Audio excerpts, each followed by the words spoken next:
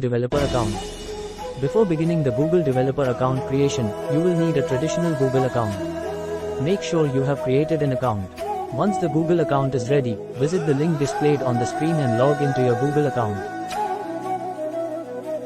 Then you will select any of them to create a developer account, and for my case, I selected an organization or business. Enter information about your organization. The developer name will be the one that will show up to users in the Play Store, and your organization name will be the legal name, which can be different.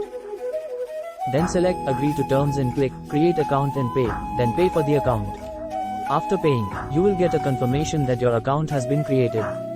But this is not yet complete.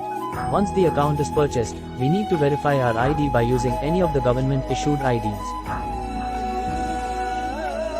To confirm your identity, please follow these steps for uploading your organization's documents.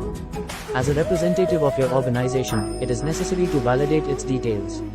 Once you click the Verify ID button, a screen will prompt you to designate an authorized company representative for document submission. Click on Start Verification and proceed to upload the organization's identity documents.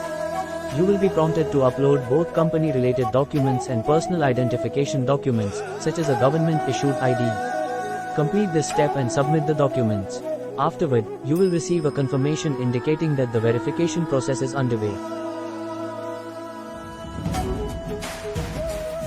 Now that you've enrolled in Google's developer account, you will need to add any developer other accounts to your account so they can submit the app on your behalf. Log into your Google Play developer and click on Users and Permissions in the left menu. Click on Invite New Users. Enter the email address of the developer and make sure to select Admin under Account Permissions. Click Invite User. You are done and happy publishing your Android apps in Play Store. Thank you for watching. Don't forget to like, share, and subscribe.